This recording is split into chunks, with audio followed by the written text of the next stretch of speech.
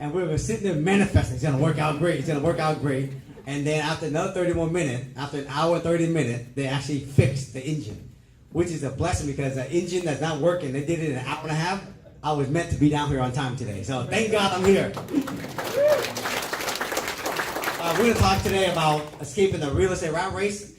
Everything I'm going to share with you guys today, okay? Everything I share with you guys today, it is something that I do in real time. It's not something I read in the book. This is 30 years of lots of trial and error. I tried a lot of things. I did a lot of different type of property. I flipped a lot of different type of property. I built a lot of type of property. And I realized after doing it, there is certain standard that you make more money. And there's certain things that take more time or more risk. And at the end of the day, my wife and I said, where can I actually make the most amount of money with the least amount of risk with the quickest amount of my time? Because I got a 13-year-old kid, I got an 11-year-old kid, I coach baseball, and so I'm always out there baseball 6 days a week. And so I want to make millions and do it in the least amount of time with the least amount of risk. If you don't have kids and you don't have other issues going on, you wouldn't have that same standard because you just like, as long as I make any money, if it takes me 2 years to make it, I'm good. Oh, I've gone through that journey, and it's a pain in the ass journey. And if I'm going to make $1 million, I'd rather make it on one deal and get it done in 6 months and be done with it. You know what I mean? And this is the kind of deal that I like to do, and I'm going to share with you stuff I'm doing. So everything that you hear me do today, talk about, is all stuff I'm doing. Okay? So, who here follow me on Instagram? Raise your hand. You got like some of the videos I've been making lately? Good. If you're not, this is my Instagram account name, Thach Nguyen. Follow me on that. And who here follow us on Springboard to Wealth? Raise your hand. If you haven't, make sure you guys follow us on Springboard on Facebook, okay? So take a picture of that, and you get a chance, follow us on that, all right? When I went to Warren Buffett, I'm a Warren Buffett shareholder. When I went to Warren Buffett event long time ago, he said this quote. And this is a quote, you guys, that really, really changed my life and my wife's life. I want you to really think about that. If you don't find a way to make money when you're asleep, you're going to have to work until you die. I've been selling real estate for 30 years, residential real estate. I'm telling you, where's my friend Jeff at? Jeff and I have been selling real estate for a long time with Mike Ferry, long time. And I can tell you today, I got a lot of friends who started in selling real estate 30 years ago, and today they still sell real estate because they have to sell real estate. Not because they choose to sell real estate. I choose to sell real estate today. I don't have to do it. I just like doing it because I like to help my friends buy and sell real estate. Because I learned how to take my focus and invest in real estate. So this, you guys, is wealth. Selling real estate, flipping houses, building new construction, wholesaling, all that can make you rich. But it doesn't help you create wealth. Wealth is trading your money for your time again. If you can do that, I'm telling you, that is what I call freedom, option, and choice. Okay? So, this is what I want you guys to keep thinking about this whole entire day as we're talking about this, all right? All right, let me jump in and start sharing with you a little bit about my story, and then I'm going to introduce you guys to one of my partners, all right? For a lot of you guys that don't know me, I'm going to give you a quick story on my journey. I was born in Vietnam in 1970. My dad worked for the U.S. military as a translator. In 1975, he went to work, and the guy said, his boss said, you should go get your family and come to the airport and leave because the communists is coming in the next 24 hours, and we're going to pull out, and we're getting out of here, and you should come with us because for a lot of you who don't know, if you're a Vietnamese person, worked for the U.S. military, when the communists come in, they are going to basically kill you, or you're going to be put in prison until you pretty much die. So my dad called home and told my mom, pack everything, I'm coming home getting you guys, we're leaving the country. My mom was 29 years old, I was 5 years old, and I had 2 older brothers and then 2 younger brothers. My mom was pregnant with my sister. So I know a lot of you guys in here are Vietnamese, you guys definitely, if you haven't told your mom and dad how much you gotta appreciate them, I recommend you do that. So my dad came home, we packed everything into one suitcase, and we had $100. And we head our way to the airport. We stopped by trying to pick up my aunt and my grandma and everybody. Nobody was home. That's called destiny.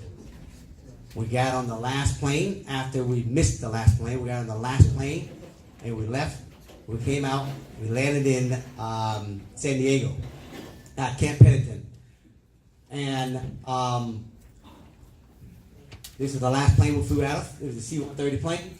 This is Camp Pennington on top. And then after we landed Camp Pennington, for after about a month or two, we got shipped up to Washington State. And then that is the another camp that we stayed in Washington State. That's me, my mom, and the Seattle Times newspaper. We're the first refugee family that landed in the United States, in Washington State. You cannot leave the homeless shelter unless someone sponsored you. And this gentleman here was a volunteer at the shelter, and he decided to sponsor our whole entire family to live with him and his mom. That guy changed our life. That's a big deal. After we left, my dad found a job up in Rainier Valley, which is 2 hours north of where we live. This is our house, 2-bedroom, 1 bath. Every time the winter time came, there'd be a river to ride through, roll through. Hello? Every time the winter time comes, there'd be a river that run through the basement, 2-bedroom, and all 8 of us slept. There was 2 bunk beds in the living room, and the window were all molded. This is exactly how the house looked like when we used to live in it. But you guys who came from Vietnam, you guys know what I'm talking about when I say this to you. That is a palace compared to Vietnam, even today. And that's a palace compared to living in a homeless shelter. So we lived there for a long time, and I went to school and everything. And then when I graduated from school, I got to college. I wasn't sure what I wanted to do. I wanted to fix aviation airplane. And then accidentally, I got into real estate. But during the time I went to school, this was a pivotal point in my life that actually changed me. I was in a class, and there was 3 Caucasian kids in this class. And I just wanted to fit in like every other kid. And I went and bought me some penny loafers, because everybody wear penny loafers, and everywhere I wear eyes-off shirt back then. Well, I didn't buy mine from Nordstrom. I bought mine from Chinatown. You know, you get everything in Chinatown. I went to school one day, and the kid made fun of me and said, "Where did you get those shoes at?" And I said, "I got it from Volume Shoe Store." And the whole entire class laughed. And in that moment, as a young kid, all of us been here. This is why I talk about mindset. In that moment, I created this mindset, my story, this mindset, and I said, "Says I'm poor, I'm stupid, and I'm not good." We all got those kind of story. And from there, I was driven to go and make money to try to say I'm rich. So basically, screw you. But that also was the good and the bad, because it was good because it helped me work, but it also caused me to grind in life. And basically, when I grind in life, some of you guys who follow me on Instagram, a while ago I had, clogged artery, so I had to get on a whole different diet, because this is what the effect of grinding your life and trying to make money. And so that whole thing really sparked my life, to change me. And then I got into real estate. I got into real estate in 1991. I was 21 years old. And when I got into real estate, I met a guy named Mike Ferry. And Mike Ferry taught me how to be a real good salesperson, how to sell real estate. And I was out there door knocking. He taught me how to go door knock. And I was door knocking 100 doors a day. Took me 5 hours. And I did it Monday through Friday. From Monday through Friday, I door knock at 9 o'clock. And I get done at 1 o'clock. And I see all my appointments in the evening. So for 5 days a week, 5 hours a day, I did it every day for 10 years straight. And that's how I would go out there and find listings. And that's how I dominated. But during that time, I was selling a lot of houses. I was making a lot of money. And then I met this guy over here.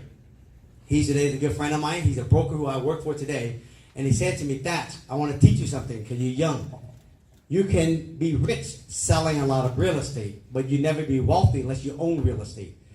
All the money you make in real estate, my friend, you got to start parking your money. Otherwise," at this time, I was only 26 years old. I was making $1 million a year selling real estate. And he said to me, "Later on, you're going to have kids. You're going to be at the baseball game. You're going to do that." And I didn't understand a lot of that stuff. I was still young. But trust me when I tell you, if you don't park your money and have your money working for you, you're going to work a long time, and you got to keep working. Not like most people who are rich and wealthy, they work because they want to work, not because they have to work. So if you want to have the option not to work, you got to take the money and you got to start buying real estate and you got to hold it. I don't care if you just buy a single family home, just hold it. And he got my wife Cammy more inspired than me, because I was just just let me go to work. My wife was the smart one. And she started basically saying, okay, we're going to start buying real estate. So this guy right here is the guy who's actually started our journey on owning rental real estate. So my why early on was not to sell a lot of houses. I was selling 15, 20 homes a month. But my why I want to sell that many homes is so I can have money so I can buy more rental. When I was younger, I wanted to sell a lot of real estate so I could be number one, I could be on the panel. But once that phase was gone, I wanted to sell a lot of houses because I want to have a lot of money so I can buy more rental, because my wife does not like working with investors. She just likes to keep her life simple. I'm a simple guy. The reason why I wear tennis shoes and sweat, because I want you guys to see, if I can make million and I'm a normal guy, anybody can do it also. I used to wear suit and tie all the time. Today, I just like to be casual. So I hope you guys are cool with me being casual, because I just like to be a cool dude, right? And just keep it real with you guys. You know what I mean? You can make a lot of money wearing easy tennis shoes all day long, okay? This is my first rental. I bought it in 1997. I was doing auction one day, and I met the owner. They say, I want to sell my house. What do you want to list? What do you want to list it for? They said, I want to list it for $107,000. And I thought it was a nice, clean house back then. I didn't understand what a good deal was. I want to talk a lot about what a good deal is. I didn't understand what a good deal was. So Cammy saw this house. My wife said, you know what? It looked clean. We should buy it. And we asked the owner, can I just buy it from you with no commission, right? And we deduct the commission out of it, and we bought it for $105,000. It's 3-bedroom, 1-bath in an area called Beacon Hill. And today I own this house free and clear, and it's worth $700,000. Now you gotta know the compound of real estate is ridiculous, especially in Seattle, especially like San Jose, right? San Francisco. If you just own like 100 of these, you can be a multimillionaire. You don't even have to own commercial real estate. You can own this, and you can be retired for the rest of your life. So this got me going. I started buying real estate, and I was excited buying. I wasn't really clear on what I was buying. I just like to just buy. And then one day, I get a phone call, and my dad says, can you come over to the house? But when you come over, just come by yourself. Don't bring Cammy. I want to talk to you privately. And I'm like, okay. I get to the house. I walk upstairs. My mom and dad sitting on the sofa, and they look like they're very depressed. And I was like, what's going on? And I walked in, and they said, here, read this. And I read it, and it said, da, da, da, da, da, da, da. At the end, it says, positive, cancer. I hurt. 3 months later, we buried him. My dad was the man who actually brought us into this country. If it was for him, I wouldn't be here today. If it wasn't for him, I wouldn't have met my wife. If it wasn't for him, I wouldn't have these 2 kids. He had the courage, you guys, to actually go for it. He had no idea where he's going to live, how he's going to raise a family of 8 with $100. So when my dad can do that, anything is possible for me. He was a social worker. He helped a lot of Asian people get on welfare. And he helped a lot of people homeless to get out of homelessness. After this, it changed my perspective. Why am I doing real estate? What's my purpose in life? Why am I here? What am I supposed to do in real estate? What's the bigger picture on this whole thing? What's my vision in life? What's my mission in life? Why am I working so hard? Why am I buying so many rental properties? What's the reason for it? What's the purpose of it? And after he passed away, it actually gave me a new perspective what I wanted to do with real estate. And this is what inspired me. The ultimate goal for me, why I own real estate, is to have freedom, option, and choice. I want to work when I want to work, when I want to work. I want to be at my kid's baseball game, whatever I want to. I just want to just go there, and then I have to work. That's freedom, option, and choice. Today, after 27 years, I own over 100 properties today.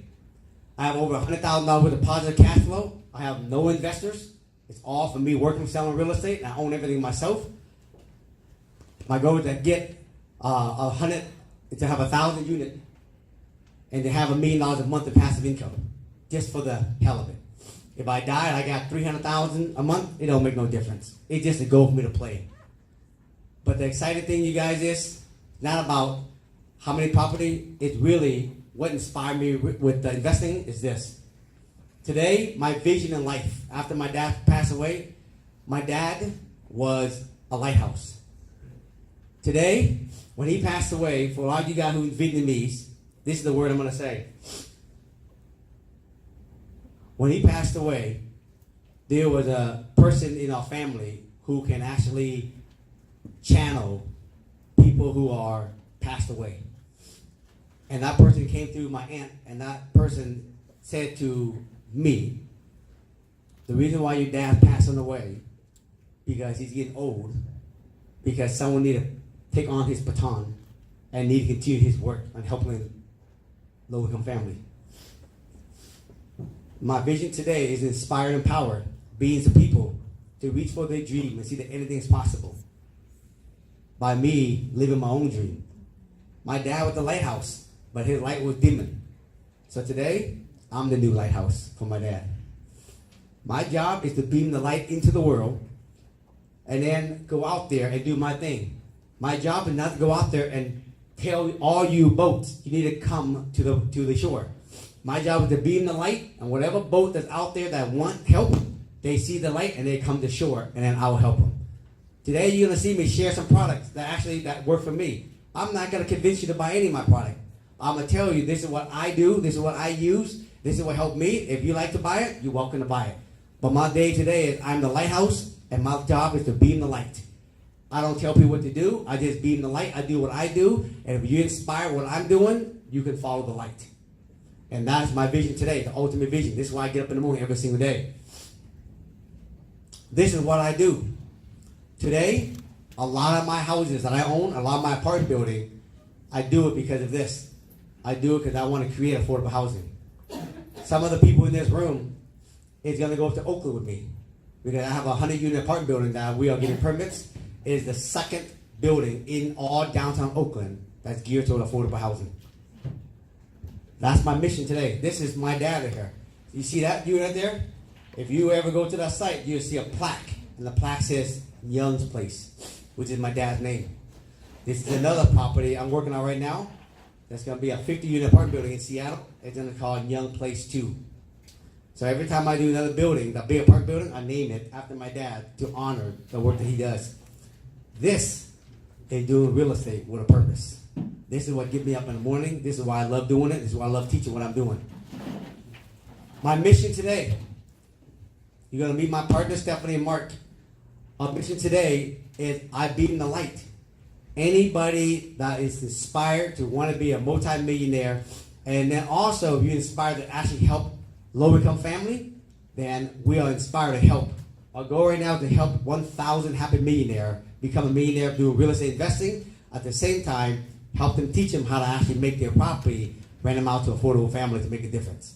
If that's something you guys are interested, see us later at the end. Okay? So, if this Vietnamese kid who came from Vietnam that didn't speak English, I graduated from high school with 2.85 GPA. I had no money. I started real estate from door knocking. If I can do it, I tell people anything's possible.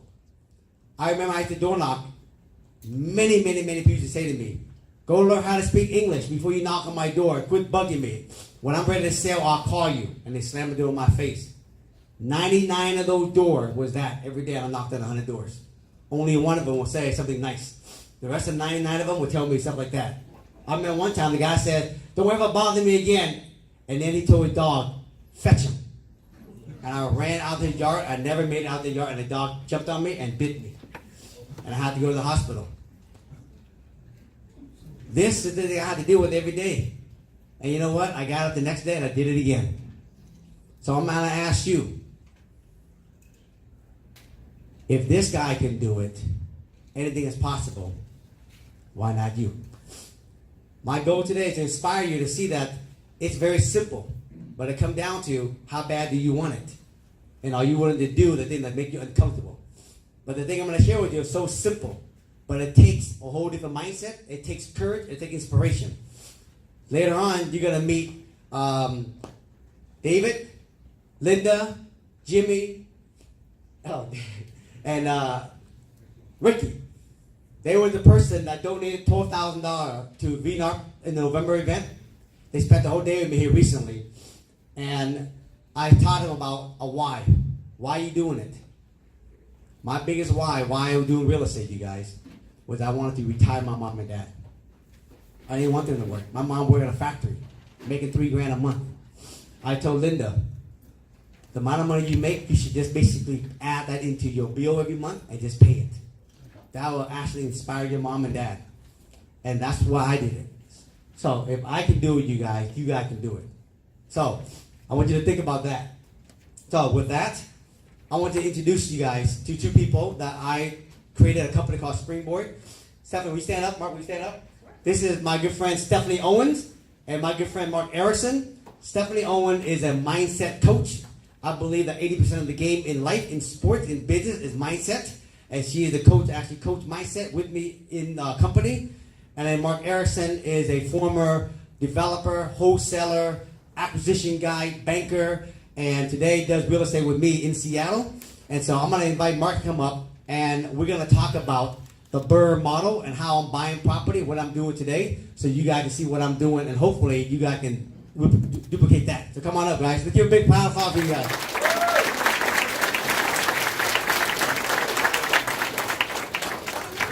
You want us to have a mic?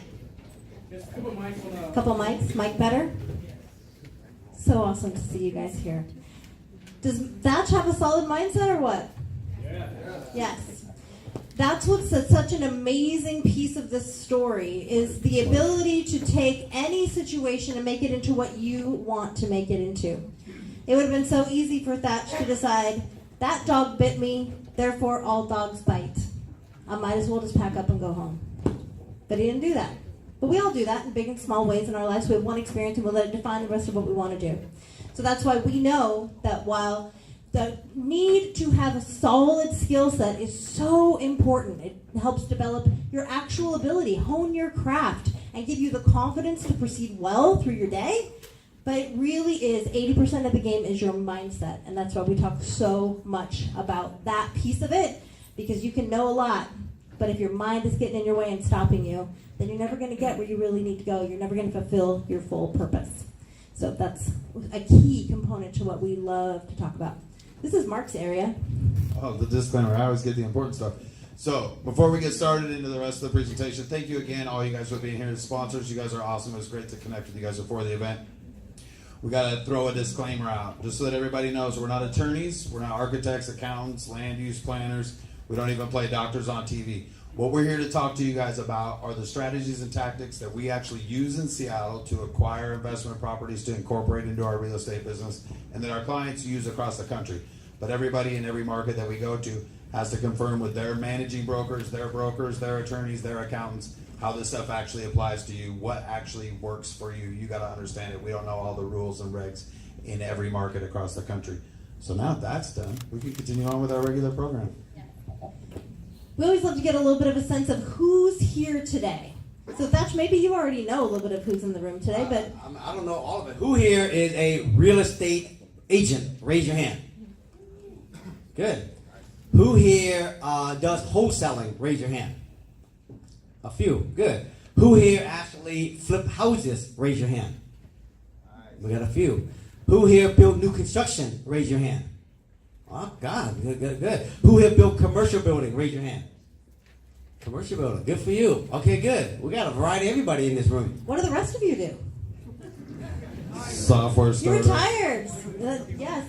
Excellent. So we'd love to get a feel for who's here, because we like to be able to kind of train the conversation around where you're going to really find the most value. One thing that we know about people who find their way into real estate is usually the undercurrent to that is that they have a dream somewhere in their heart of hearts that they want to own real estate. They want to be an investor. And yet it's so easy, sometimes along the way of growing a real estate business, growing a life, growing a family, all the things that come to be the juggling act of life, some of those dreams start to slip through the cracks. And so even if you are already actively pursuing that aspect of your business, is it the way that you really want it to look? Are you finding the best deals? Are you having the most freedom, option, and choice that you could have? Or maybe you find that continually, one way or another, the dreams that you set out are getting sort of undermined by the stuff that you have to do. And so often that is because when we don't know what we don't know. So we want to help show you today some ways that might really surprise you to leverage the skill sets that you already have to find those deals that really put you on the path to the dreams that you set out for in the first place. I tell you from my experience, realtor is the one who have the hardest time investing in real estate. I tell you right now, you guys, because we were trained on go out helping a client. Does that make sense? You're trained to get that seller the most amount of money when you sell their home. You also train if a buyer want to buy a house, you're gonna go find them a good deal. Does that make sense? And so what get in the way is two things: is how am I doing justice to the seller who want to sell their home is a beat up house if I'm gonna buy it off market? Am I taking advantage of these people? And that's the mindset pattern that's actually hard to break. Wholesale has no problem because, hey, here's your house. Hey, I'm gonna make you an offer. Be done with it. You want it? You don't want it. They can go with it. So real estate agent, the good thing about you is you're on the street and you see more opportunity than wholesaler. Does that make sense? But the hardest thing for a realtor is you guys have a hard time basically going to negotiate deals. And we're going to talk about that. You're not taking advantage of a seller. Not whatsoever. So there's plus and minus being a realtor and plus and minus being a wholesaler. They both got to learn how to get over certain obstacles to be able to do this well. And I tell you that from experience because I had that same challenge when I was doing this, okay? Mark? Great point. Oh, sorry, Mark, go ahead. No? Real quick. Is everybody in the room familiar with what a wholesaler is? Let's break that down. Who don't know what wholesaling is? Okay, Mark, you want to start? All right, I appreciate the honesty. There's more. You're not alone, brother. Don't worry. You're not alone. So a wholesaler is somebody who goes out and negotiates properties with sellers as an actual end user themselves, or they assign the contract to somebody else. They sell the contract to somebody else. So as we're going through this today, I want to make sure everybody's tracking what's going on. Wholesalers are like agents, but they're not licensed. They don't sell property. They sell contracts for a markup or an assignment fee. So when we're talking about commissions later on today and the opportunities here, for those of you guys who aren't licensed agents, understand there's a path to cash in what we're going to be teaching you through being a wholesaler and selling the contracts to that. So it's still relevant to you even if you're not an agent. And then I'm curious, of all the people in here who are in real estate or not, how many of you guys own rental properties right now? Good.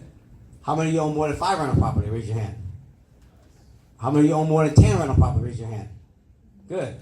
How many own more than 20 rental properties? Raise your hand. Good. 50, raise your hand. Good. How many of you want to own investment properties? The person that didn't raise their hand, you guys don't want to own any rental property? Let's do it again. How many here, I'm just curious, just be honest, I want to get a sense of it. How many here like to own some rental property in the future so they don't have to work? Perfect. Majority of you guys. Okay, good. We're all on the same page. Good. If you didn't raise your hand, find me at the breaker afterwards. I'm super curious as to why not. Because that happens sometimes. People are like, no, I don't want rental properties because of this, that. And I would love to talk to you about that. But we always like to understand, where do people want to go? Let me ask this question. How many of you have more positive cash flow coming in every month than your expenses going out every month? Raise your hand. Positive, passive? Yeah, positive. If you're living, if it costs you 20 grand to live, you got more than 20 grand coming in on your rental property. 1, 2, good. 3, good. The goal, guys, is to have more positive cash flow coming in and still live the lifestyle you want to live. Does that make sense? So if your lifestyle is 10 grand a month, right, which is, great, and you got 15 grand a month coming in, good for you. If your lifestyle 80 grand a month, you need 100 grand a month coming in every month. All right? I always tell people, you want to drive a Rolls Royce, go drive a Rolls Royce, but make sure your passive income is way up there also. Okay? All right? All right, that's what I wanted to see. It's a good sense of it. Good. One thing that's really interesting is a lot of people think that in order to be able to have that happen, to have the kind of passive income they want that allows them to live the lifestyle they want, they need like 100 or 200 rental properties in order to make that work. And maybe that would be true if you were going to do it in a way that we would not encourage. But we're going to show you a path today where that does not need to be true at all. In fact, we want you to come into this conversation knowing how many properties would you really need in order to live the life of freedom, option, and choice. So that you can be mapping to an actual number, not towards something that feels so gargantuan that it feels then unattainable, and your mindset might start playing tricks on you. So as we think about what that is, you might be surprised. People often are about how many you actually need in order to be able to live a life of freedom, option, and choice. Let's start off with this. When someone comes to me and they say, "Thach, can you coach me?" This is the first thing I have them do. So I like you guys to actually can think about this. All right, how much passive income do you need to get out of the rat race to have freedom, option, choice? How much money? How much monthly do you need to live comfortably? If all your bill was paid, if you have your house is paid off, your car is paid off, if everything is paid off, if it's free and clear, how much cash, how much money do you need coming in every month to live comfortably? I want you to think about that, okay? And pull your business stuff out. Because Yeah. agents often throw in, well, I got $5,000 a month in Zillow, and I do this with direct mail, and I pay my assistant this. Personally. Pull your business stuff out.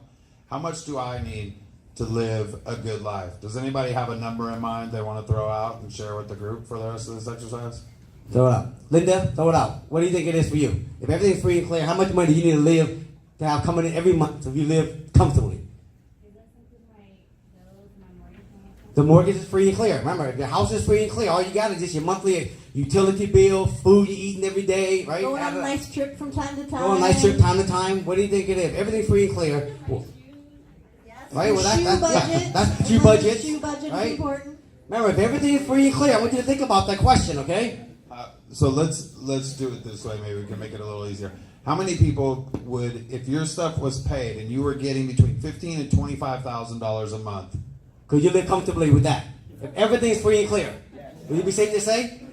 Would that handle your shoes still, Linda? Would you be good? Only half of them. When I coach people, they say I gotta have like 75, 80 grand a month. If everything is free and clear, you need 80 grand a month to live? What the hell are you buying every month? I got Rolls Royce and Ferrari. I don't even cost me that much to live, right? But if everybody got 25 grand a month, if everything was free and clear, you can live a good life. Would you agree? Yeah. In your area, I want you to think about what is the average rent. Okay? What is the average rent in your area? Somebody shout it out. 3,500. 3,500? Okay. Let's say 3,500. What's 3,500 divided into 25,000 a month? That's a mark. Right? It's Calculation. like somewhere around 7. All you need, folks, is 7 property, free and clear. Free and clear to be out of the rat race. Most people think, man, I see on Instagram, Grant Cardone said, you ain't growing, you dying. And I say, man, what the, right? I say, figure out how much you need to get out of the rat race. Accumulate the property, get it paid off, you're out of the rat race, then keep growing. Now you're doing it because you do it for the sake of doing it. That makes sense? Yeah. So when people tell you, oh, you ain't got 100 units, you play too small. You tell them, kiss my ass. I got a clear goal what I'm doing. I need $25,000 a month, free and clear, and then after that, I can go get as many more rental property I want to. Because you know why? If the market crashed, what steel is still there? That's 7 doors that are still there, free and clear. Does that make sense? So I want you to answer this question for yourself. Please take a picture of this. I want you to think about this, okay? How much? When my mentor first met me, and he said to me, Thach, by when do you want the option to not work or work? And I said 20 years from now. That's when I was 20 years old. By the time I'm 40, 45 years old, I want to have the option to work and not work. He said, great. If everything is free and clear, Thach, how much money would you need to live comfortably? I said 100 grand back then. He laughed at me, right? And I said, if you had 25, 30 grand, brother, you'd be so well off, ain't even funny. If everything is free and clear. And I said, great, 25,000. And then he said, great, how many doors do you need? At that time, I needed 10 doors. And my mission was to go sell 15, 20 homes a month so I can make a lot of money so I can go buy those 10 doors and get them paid off as soon as possible. And after that, I keep buying more from there. Does that make sense? We want you to get out of the rat race so you don't have to work. This is the key thing to this whole conversation. So I want you to think about this formula. Otherwise, you have nothing to compare your perspective as we talk about more of this stuff today. Does that make sense? So please make sure you take a picture of this. Think about this, okay? Good. I want to just reiterate, because sometimes people get caught up and it's so fashionable all the time to like take advantage of leverage and get fractional interest in property and syndication and all that. That's great. We're not saying any of it's bad. In fact, we believe in leverage and we love it when applied responsibly. We remember about a decade ago a little shift that happened in the market. Some of you guys who are around may remember that. The problem with that shift was over leverage. So apply leverage responsibly. Get to the spot where you're absolutely taken care of. Home base is free and clear. Now go have fun. Now go get crazy. But no matter what happens, everything is good because you got home base covered. That's freedom, options, and choice. That's how you sleep at night.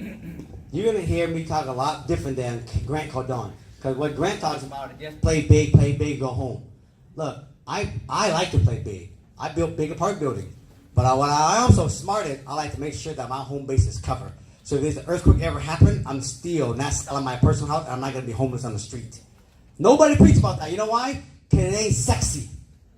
I'm keeping it real with you. When your home base is free and clear and you got 25 coming in, you don't care what's happening with the world out there. You are always got peace of mind. And I'm telling you, peace of mind is way more than 1,000 units that's unpaid off. All day, all night, folks. Let me tell you. Okay? We got to make peace of mind sexy again. That's Bring right. the sexy back on peace of mind. That's right. And ease. And really, all of this is within your power to impact and control. You are the one who's creating your life by the choices that you're making. I love this quote. The best way to predict your future is to create it. It's so easy. As the woman, Paige, as she introduced, one of the things that says, to create a life by design, not by default. Create it. And to know where you're headed so you can intentionally choose actions that head in the direction of where you want to go. You don't turn around 20 years from now and go, man, woulda, coulda, shoulda. Be intentional about it. Let's speak to this. So I did a post here yesterday. You're gonna see it on Instagram, and the post it says 3 things you should avoid if you're a real estate investor. And then one of the three things I said on there was, I wish when I started, someone would have taught me about minimum standard. And what I mean by that is, I see everybody out there flipping houses, and I see everybody out there assigning deals. And when I ask them, what did you pay for it? How much did it cost to fix it? What did you sold it for? And most of them are right now working off a 10% margin. If they sell like a house for $600,000, make $60,000 on a $600,000 house. Some of them in Seattle are making like $40,000, $50,000 on a $600,000 house. And I say to them, why do you even want to take the risk on that, bro? That's crazy. And they says, that's all I can find. Then I said, well, have you ever thought about actually changing your focus and focus on bigger margin? And they say to me, it doesn't exist out there. And I say to them, just like I tell my boy Russell Hudson, whatever you focus on, it's true. Do you know every time I do a flip in Seattle, my flip are usually somewhere around $700,000. Every flip I do in Seattle, my minimum standard today, it has to make me at least $150,000 in 90 days. So when we talk about standard today, this is the stuff I want to share with you guys. I wish someone taught me back then that standard. Because when I didn't have standard back then, you know what? Anytime a deal came through me, I will convince myself I need to buy it because I need deal. Today my wife says, we don't care to do a lot of deals. We only focus on only doing good deals. Because why? Because peace of mind is sexy. I've been through the 2008 market and lost $5 million. And a shitty feeling to be in there in that situation where you have 20 rental property hanging by the fingernail, and I have to go sell 100 homes and selling real estate so I can pay the mortgage on those things every single month, so I can just break our par again. Sucks, man. So I'm telling you, if you want to do well in this wholesaling business, you want to do well in finding great deals, if you want to do well in having better cash flow, you got to change your focus. What's the standard? And today, I'm going to show you my standard. I have a very high standard. If you can just believe in half about my standard, you're going to do way better than the market. But I'm telling you, just like I tell my boy Russell Hudson, they play Little League Baseball. If you stand at the base, you can focus on two things. I hope I don't get hit by the ball, or I'm going to hit it out to left center field. You only got two focus. If you're going to be at the base, you might as well focus on hitting the ball where you want it to go versus, I hope I don't get hit by the ball. And most kids in baseball, that's all they focus on. Real estate agent, real estate investor, this is how they do deal. I hope I just get a deal. I don't really care how much money I make. I just need a deal. Right or wrong? Say yes. You know I'm telling the truth. Okay? I've been down that path. Today, Mark and I, we're going to share with you guys the standard that we do. This is the standard I'm telling you. It is like this. They said Ichiro, every time we get on base, he always scanned the field and he figured out what hole he's going to hit it in. And he always picked left center field. Today, when I get on base, I always say this. $1 million per deal. And it sucks to land on $500,000 on a deal in 60 days. I did a flip recently. It took me 6 months and I made $600,000 on a flip. Rarely you ever see that. But even a flip can do that. So, what I want to say to here, just like I tell my kid, whatever you focus on, son, it's going to be true. So don't focus on what you don't want. Really focus on what you do want. Today, we're going to instill some new beliefs, some new focus on you guys to focus on what's really, really good. Okay? Mark? I want to just really quick on that before you guys jump into this slide because it's super important. We should add to the disclaimer, like suspend your belief. Because we see all the time when we're in these kind of presentations and you're hearing these kind of numbers, people start focusing on how much bullshit that is or how impossible it is in their market. Because we don't know. We're from Seattle. What do we know? We're from South Alaska. We don't know about San Jose. Suspend that for a minute.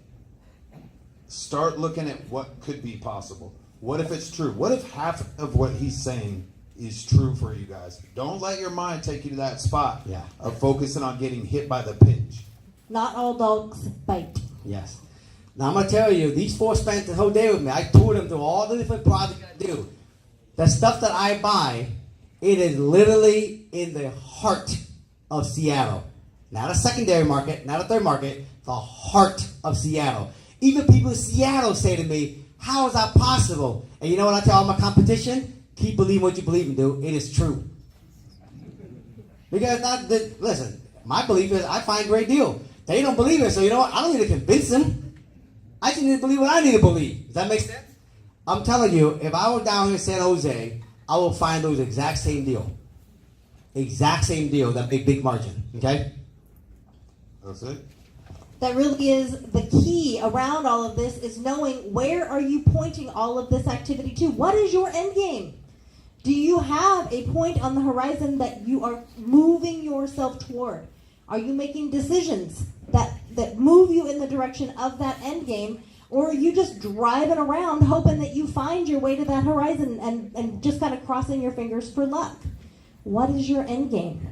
What are you doing all of this for? This is the thing when someone come and ask for coaching, I always start off with also this, right? Is, what are you doing all this for? What's the why behind this? What's the legacy you want to leave behind? How many rental property you need? How much passive income do you need? Why is that important to you? What would that do for you? What would that do for your family? And then start with the end in mind and then work backward towards the present and then take you from the present and then coach you to go move towards your goal. Most people work from the present and then they move towards the future.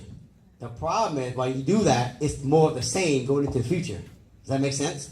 What we teach is, let's get clear on what your future looks like, what you want to design, how you want to create it, how much passive you need, how many rental property you need, by when, and then let's work back to the present. And then now in the present, we will help you achieve those goals. Everything you do here will move you towards your future. The problem, nobody do this in real estate. They just go buy to buy, just like me when I was younger. Just buy to buy. Today, every time I buy something, it has to match up to the end game, or otherwise my wife says it doesn't match up. It's just going to move us farther away from the end game. The end game for me, you guys, is I want to have a lot of abundance. I want to have balance. I want to have joy. I want to have simplicity in my life. I want to have free time to do what I want to do, anytime I want to do it. And so when I do a deal that's very complex, that is not simple, take me a lot of my time, take me away from my baseball, my kids, my wife says, no deal. It's not lining up. That's why you see me talk about align. So when you clear on this, you can look at a deal and you can match it up to just align to your lifestyle or you don't. If you don't know what your end game is, anything you buy, why do they people stress out so much? Because they buying just to buy. And they get into the deal and they come to find out this thing has took my whole entire life from me for the last 2 years. Does that make sense? It's very important. Know this. Where you going? Otherwise, you just driving like this to Newport Beach. Make sense? What's so important about this is we have a belief in life that in order to choose an end game, we have to know how we're going to get there. Right. That is not your job. Your first job is to pick where do you want to go? What is your end game? What do you want in life?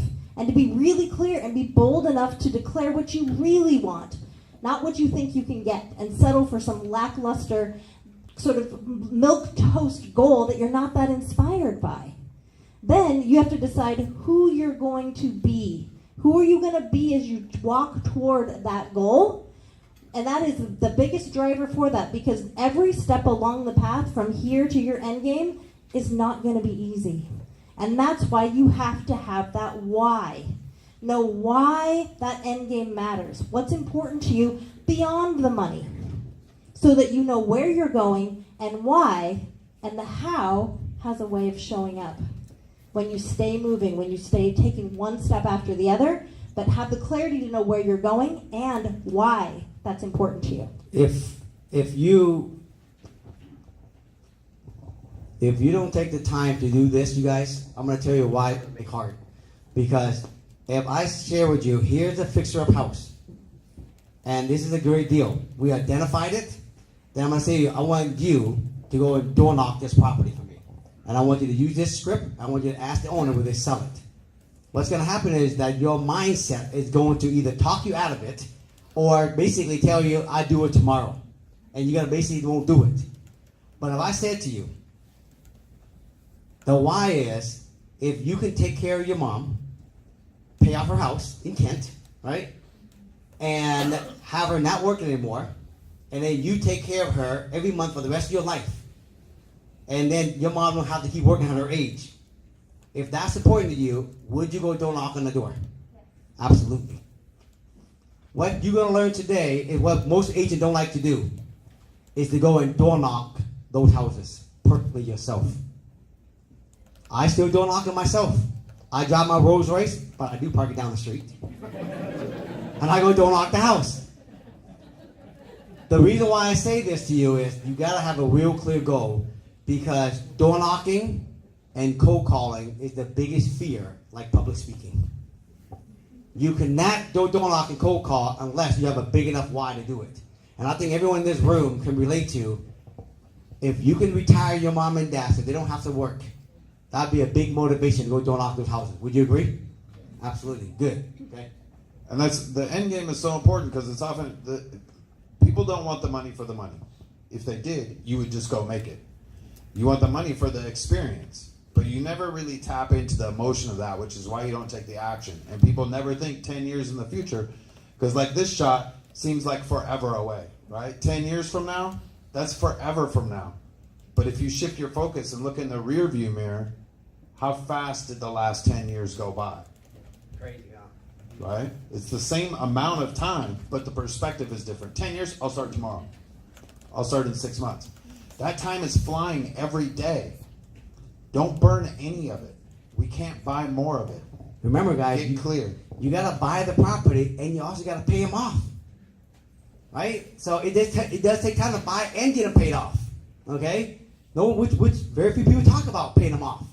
Okay? So that's why 10 years is going to go by fast. The stuff that I'm going to teach you, you got to get the property today when the market is still relatively, I think, affordable. And then you got to get them paid off as soon as possible. Okay? We were talking about Endgame a lot when David and Ricky and Jimmy and Linda came and hung out with us. I know you were going to maybe want to have them share a little bit. Would that be awesome to maybe bring them up and talk a little bit about the Endgame part of the conversation? Would that be okay, you guys? Yeah. Come on, guys. Let's get these guys big along. Come on, guys. It's all right.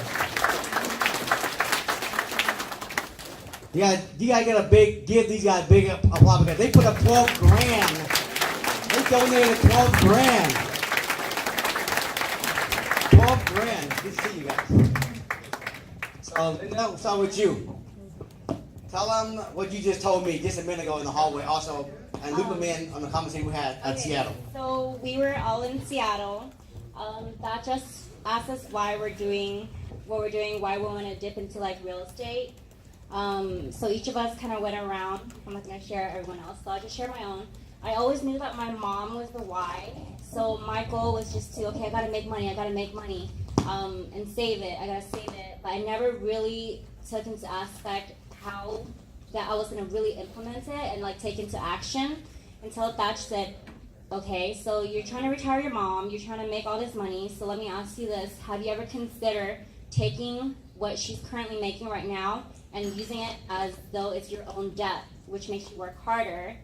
So I just told Thach, I haven't shared with anyone else, but recently I called my brother, I asked him how much our mortgage was, how much the property tax and everything was, and he told me how much it is, and How much I is told it? him. Linda, how much is it? So we paid it's $2,000 a month for the mortgage, and then it's another $9,000 for the year, and then that's not including all the other fees that my mom pretty much does for the home. So overall, I told my brother what I wanted to do. I was like, hey, I want to retire mom. I want to take over the mortgage, and then he's like, great, I'm going to do it with you. So we're actually going to split it, and then we're going to break the news to her in June because that's when her next property tax is. So we're just going to have her pay it, write a check, and we're just going to deposit. Or we just taught her how to use Quick Pay. So we're going to Quick Pay her because it alerts her on her phone, and she's just going to be happy seeing it. And then, yeah. How old is your mom? She is 56. That's the thing about Asian families, man. They work, man, literally until they basically break their bone to death, right? Because they didn't have the same opportunity we did, right? Coming over here and learning all this stuff we learned today, and the next generation coming up. You know what I mean? I think it's a blessing that you should do that. So I want to hear what happened when you tell your mom that, okay? When June, I know she's gonna be. What do you think she's gonna say, or what do you think she's gonna do? Think she's gonna accept that? Because you know how some Asian folks are like, no, that's your money. Honestly, I think she's like a hustler. She'll probably like, okay, I'll take that, and then she'll keep working to make money for like, oh, here's the money for Carter instead, which is my son. Yeah. Because that's just how she is. But I'm hoping that she just understands that she doesn't have that burden or that mentality that, hey, she needs to always help us. Like, we can do it. Yeah. How does that feel for you? How does that feel for you to know that you can do that for your mom? It was good. I just never took into like, just like the way that Thach asked us to just like, I never took into consideration on how I was going to take action on that. It was just like a plan that kept going for years and years. And then finally was like, just take it on as your debt. And I was like, you're right. I can't afford it. Why didn't I do it? So, Way more possible than you thought? yeah. Tell them your wife, bro. Tell them how much money you make also as a check. Well, I make pretty good money, so Six figure.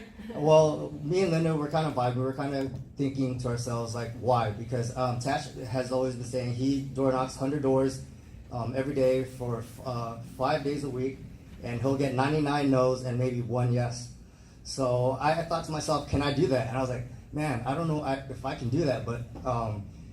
That whole trip, Thach was spitting out so much game, teaching us about life, knowledge about real estate, family, friends, love, friendship, so much. But from what I took from it is just the reason why I want to do what I do. Because my mom wakes up the last 25 years, works the same job, 8 to 5, makes under $40,000 a year, and takes care of our sibling. So that was three siblings and my parents are divorced. So that was my why as well, why I want to do what I want to do. So I kind of, me and Linda kind of fed off each other and like kind of just bounced ideas and I even know Linda was doing that. How old's your mom? Under 60. Same thing, right?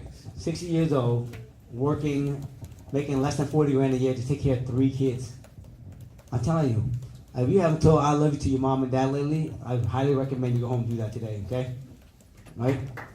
Yeah, that's awesome, bro. So you taking over her mortgage, right, bro? Yeah, awesome. David, what's up with you, man? Hi. So my why was kind of like Thach, where I want to have financial freedom to spend with my son. When I was growing up, my dad and mom always worked, never had time for me. But he's even working today, 65. He should retire already, but he's still working for my little brother through school. So I see that, and it made me want to work harder just so I can spend that time with my son. Yeah. That's awesome, bro. That's the experience part of it, right? You want the money for the experience, not just having an event, to have that time. Ricky, what you, baby? Well, pretty much the same story.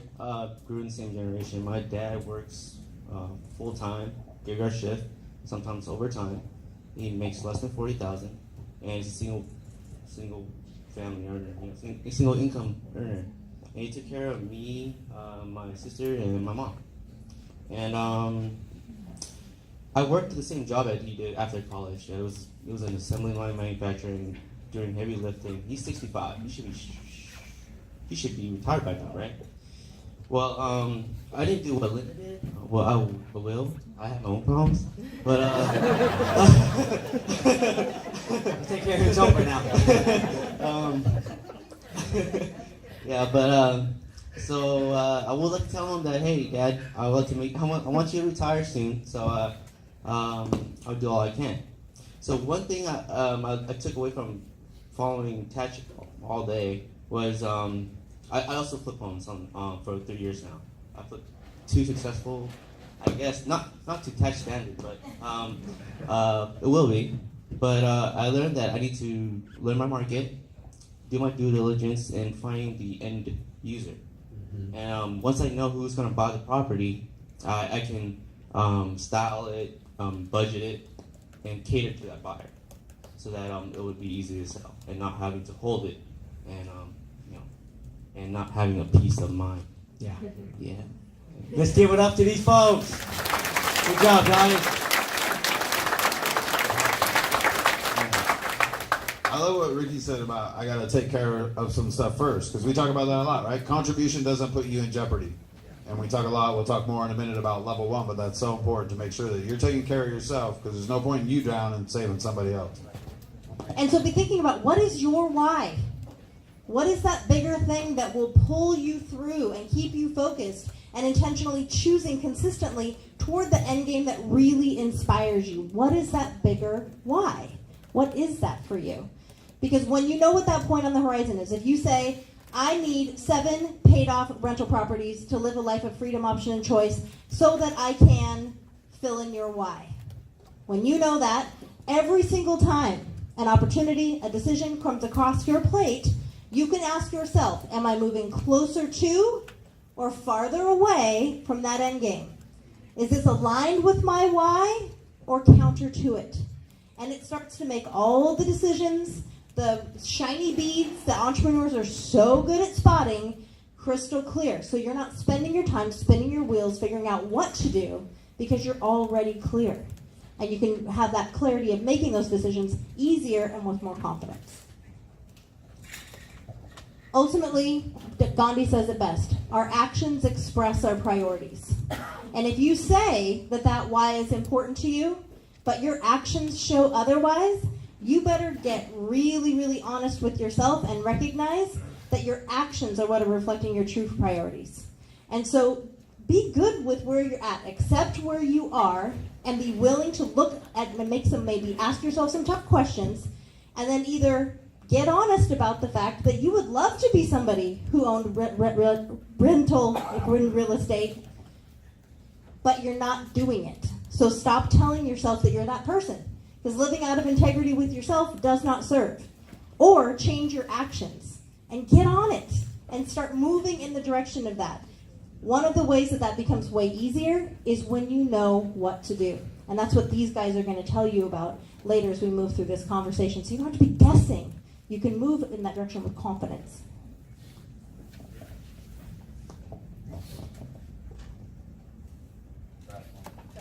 So let me share with you as we begin to shift now into the how, what to do. When I started real estate, I was selling real estate. I was a real estate broker. And then what happened was I met an investment builder. And they said to him, hey, Thach, if you find this type of deal, sell it to me. I'll buy it. I'll fix it up. I build on it. And then when I get done with it, I will let you list it, and you can have my listings. And so I was like, okay. So as I was door knocking and cold calling, helping my regular clients, right? Helping my buyer, helping my seller. But I was out there, and I see fixer-upper, see tear-down property, I had a whole nother group of buyers I can sell it to. And so as I started mastering selling this and adding this, I was getting 15 to 20 listings a month because I was focused on finding sellers. And I found these fixer-upper, and I started selling them to builders and investors. That's how I was making more money. What's interesting is as I was working side by side with builders and investors, I used to learn everything they were doing. How much it costs to rehab a house, how much it costs to build a house, how long does it take, how long does it take to get permits. I would learn that working side by side with them. And as I started to learn how to do that, one day I found deals. So instead of selling it to them and get 3%, I knew how much the deal was. Instead of saying, you want to buy this house for $150, I knew it's worth $200.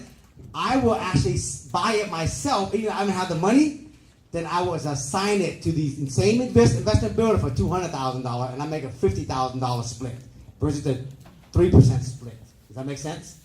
And I still get the listing on the back end later. So now I was making money, even more money.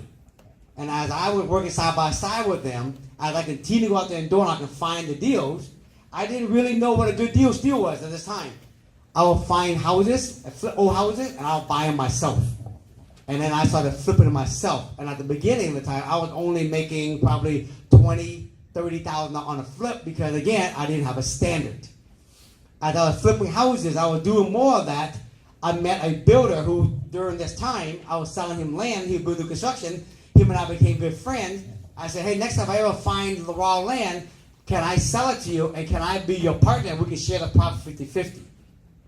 He was the builder, I was the realtor. And then he said, great. And I was Paul, and then Paul and I would go 50-50 and I let him do all the work. And then eventually what happened was, during these process, when I met Saul said, when you find a good deal, don't fix and flip it, fix and hold it. And I started accumulating. But early in my career, I didn't know how many I should buy until Saul taught me. So I needed like 10, 15 doors. And every time I found a good deal, my goal was to accumulate first the 10, 15 property and hold it first. And I was making money, because you got to make money. And I was making money doing all this. I was using this money to buy my property, my first 10, 15 property. I continued to keep selling and keep doing this. And then I had money. When I got to 10, 15, I didn't buy anymore. Then I started paying them off so I can get out of the rat race. So just in case the 2008 market ever hit again, I won't be affected at home. Does that make sense?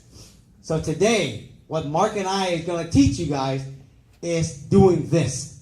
We're going to teach you, remember, from the end, working backwards. The end is how much passive income do you want to have? Remember that? How many doors do you got to have? And then these are all the different ways you can make money that we're going to teach you. But if you still sell real estate, you should continue to sell real estate because this is where you're going to find the deal. What all these have in common, new construction, flipping, assigning deal, and working with builders and investors, they have all this have in common. You have to know what a good deal looks like. And you got to have a clear standard. What is a good deal? 99% of most investors out there, they have no idea what a good deal is. Remember, they're just like me early on. If I need a deal, I don't really care if it's $50,000, $20,000 on a deal. We're going to teach you my standard on what a good deal looks like. The second thing you need to know, once you have a clear idea of what a good deal looks like, you got to know how to find the good deal now. What we're going to share now with you here is what does a good deal look like, how to evaluate a good deal, and then how to find the good deal. Because if you know how to determine what a good deal, know how to evaluate, know how to find it. Someone asked me on Instagram today, I think they're here. If you can find it, and it's a good deal, and you didn't have the money, can you naturally make a lot of good money from just finding the deal? Yes or no? Yes. So the key in this conversation we're going to teach you today, it's not about flipping houses. It's not about assigning deal. The key, you guys, is to know what a good deal looks like and how to find a good deal. Even today, I don't do all my flips. I find good deal and I mark them up and I sell it. I make big cash on them because I know how to find good deals. Does that make sense? Well, we're going to teach you how to find good deals, how to evaluate it, okay? That's right. One thing I want to make sure we always want to talk about here. So our level one is regular residential real estate business. That's most of who we talk to, most of what these presentations are. Most of you guys in the room are realtors. Keep that business. Don't just turn your whole rotation to something else, because you got to keep the bills paid, you got to keep the lights on, you got to keep doing it. If you're not in real estate and you got a regular day job, keep that and layer this in. There is so much power here. Just layer this in, be open, take advantage of the opportunities. The other piece is you got to stay bankable to really make these strategies work, right? The lenders in the back of the room, right? We got to have W-2s mostly. Some SATA programs are coming back. But we got to be able to get funding to buy all of these properties. So we got to keep our income coming in. And when you start finding and selling deals, whether you're assigning them or just doing a regular commission and list backs, you're going to get paid to learn. You make your money on the buy, but you lose it in the build. So when you are selling deals and other people are putting their cash at risk while you're learning, what are the best contractors? Where do you get cabinets? How long does it take? What are the headaches? Learn on their dime. Get paid to learn. Then when you know you got a home run and you know how to execute from watching them, then take advantage of the opportunity. You're going to hear what I say contradict a lot of the gurus out there, because the gurus want to sell you their $75,000 package. I'm going to tell you, the ideal deal is to find them and assign them away. Is that not the fastest way and the least amount of headache with the least amount of risk and make good money? If you can, let me ask you this question. If you can do a flip and it took you 90 days to make 50 grand, or you can assign a deal, make 25 grand literally within 1 week, who will assign the deal? Raise your hand. Good. You should. Because there's no risk. There's no money involved. You make 25 grand, you're just assigning away. Who want to deal with contractor for three months to make an extra 25,000? Now, unless you can make 100 grand, now it's worth it. Does that make sense? So this is what contradicts everybody out there, because it's sexy out there right now. I'm a flipper. I flip houses. Oh, I build houses. I'm a developer. It's sexy to say that. You can't go to a networking meetup and go, "Hi, my name is Thach, and I'm a wholesaler." "Hi, my name is Thach, and I flip houses. I flip a lot of houses." I can't tell you how many people I know, and you guys see me say this on Instagram. I know people that flip houses. How many houses you flip, bro? I flip about 40 houses a year. "Oh, you do? Great. What is your margin you make on those?" 30, 40 grand. "Oh, okay. How many do you actually keep?" "None." And I say, "You're a freaking idiot." Who you following? The guru that says, if you ain't growing, you're dying. Right or wrong? Okay? And everybody likes to talk about the big sexy numbers, but let's not forget about the elephant in the room. I made 50 grand on a flip. Well, Uncle Sam gets a big piece of that, but nobody's talking about that. Right. So remember what that looks like. Risk versus reward. Taxes are deferred when you keep the property. And there's a lot of ways that you can increase your returns through taking advantage of the tax loopholes. Is this going to work for me? It is working for me. Okay. So one of the things that we like to talk about is what we call new school real estate, but it's really the true power of real estate. Everybody in this room gets the regular real estate game. Put a sign in the ground, put a flyer in the box, put a buyer in the car. That's regular real estate. I want to find a deal. I'm going to look on the MLS. Here's the new property, keyword investor. Shit, it must be a deal. I'm going to go buy it. That's where most everybody is operating. Everybody, including me for many years. And you can make a killing doing that. Don't get me wrong. Real estate is a great investment, especially when you look at it over time. But there is a better way. And that is the way that we're going to talk about the new school. Taking advantage of going direct to seller, negotiating the terms that you want, getting fees and commissions out of the way, taking advantage of creative strategies, lease options, subject twos, sandwich lease options, seller carries. There is so many ways to tap into the real wealth in real estate that are not talked about, and they're not taught at licensing school.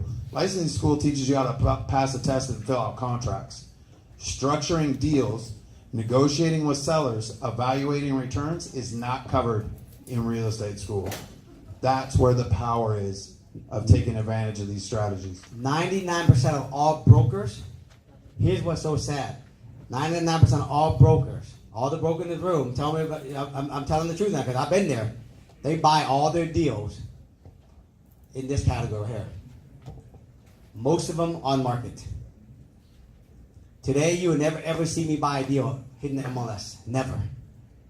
I always only buy a deal. Only it was off market and I found it myself. I barely even buy them from wholesaler. Because wholesaler don't find good deals. So the only time I ever get to find good deal, I go find them myself. And so today, I'm going to show you all the different things I go hunting for in this ocean here. There's so much people, so much opportunity, and you know what's so crazy? Very little people play down there.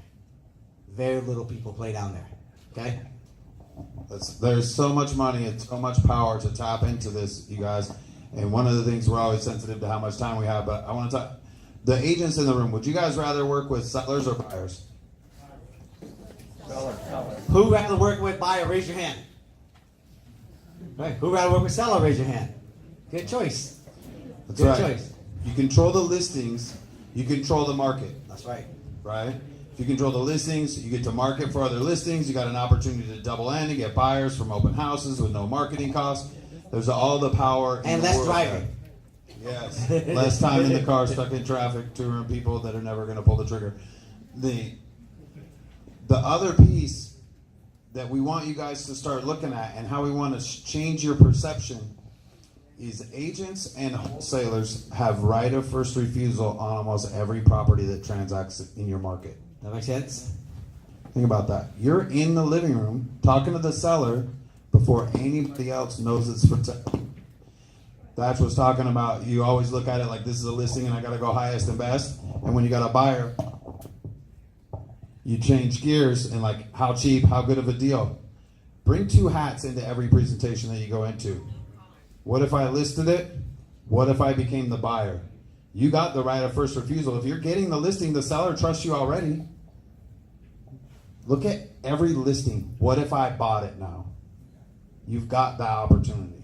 I did a video the other day, and I said, so many agents I meet and coach, and I said, why do you guys real estate? They go, I love helping my client make a lot of money.